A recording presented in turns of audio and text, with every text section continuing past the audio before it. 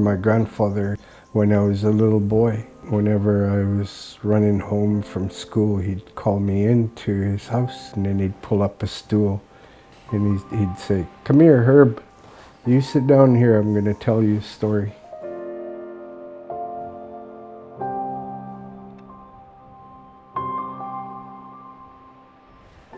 We're standing right now in what looks like a natural landform, but in fact, we're standing on 8 meters, so 24 feet of archaeological layers. So people have been living here in this spot for 6,000 years, in this unbelievable spot with this commanding view of this entire watershed, the watershed of Hauyat. Close your eyes and think about hundreds of people living here, laughing, crying, yelling, talking, cooking, eating, sleeping. And you should think about every little bit of ground, every little bit of ocean, the river, as having been touched and modified and managed by people who lived here over the millennia. You just have to look below the thickets and below in the ground. People have made their imprint on this landscape in both subtle and non-subtle ways.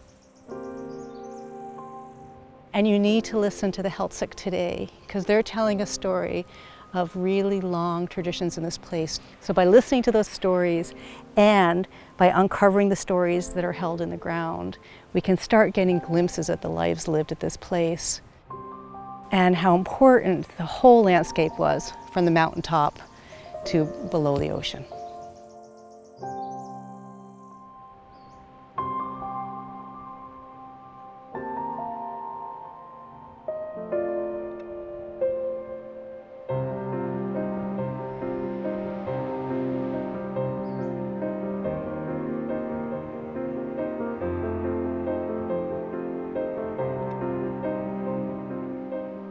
When I was probably 8 or 9, my grandfather, myself, and a couple of my cousins would go down with him with a little net, and he knew when the Sockeye were coming in, so we'd sit around and wait for a jumper and try and get a fresh fish for dinner.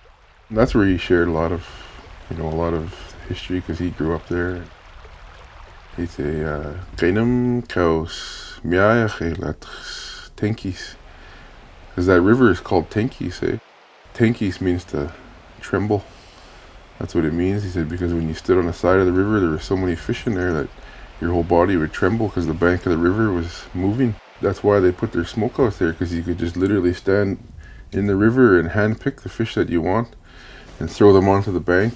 And then there was a chain of people that would gut it, wash it, and then by the time it got to the smokehouse, the old lady was in there hanging it up. You know, those are some of the things that I remember my grandpa talking about. I used to spend quite a bit of time hanging around down there, and I kind of fell in love with, all those little areas.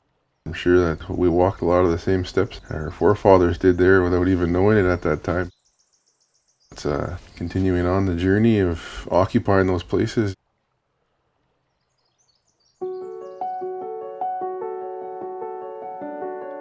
My forefathers had villages in Hauyat. Hauyat was one of the main villages. It offered shelter. There was an abundance of salmon and berries.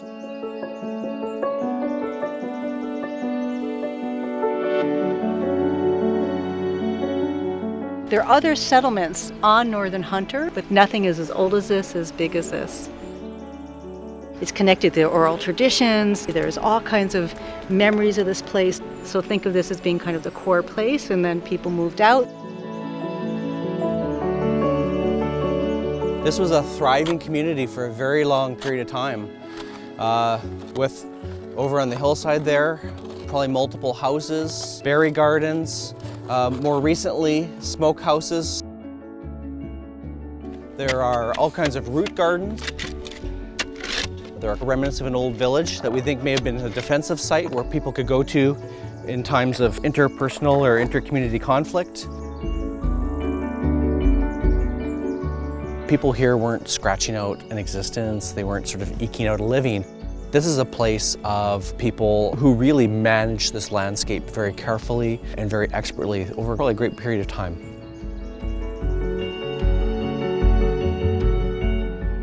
there because that's where they got their power from. Your power isn't something that's handed over to you physically. Your power is what's there that's left for you to manage and take on. We say, "Chishalak and Swahwiso," take care of our land, of our sea.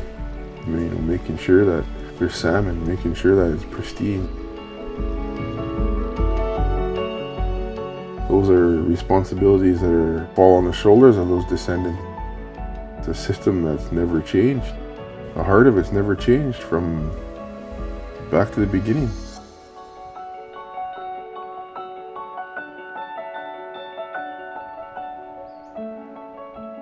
I think it's really hard for a lot of people in the industrial world to understand the connection between people and place. I think that most of us are newcomers somewhere. And there's something that's just powerful by knowing a place your whole life. But then if you multiply that over your parents' life and your grandparents' life and the stories, all that becomes like layered on top of each other. And so it's in your fabric, it's who you are, it's who your parents are, who your kiddos are. You are of that place.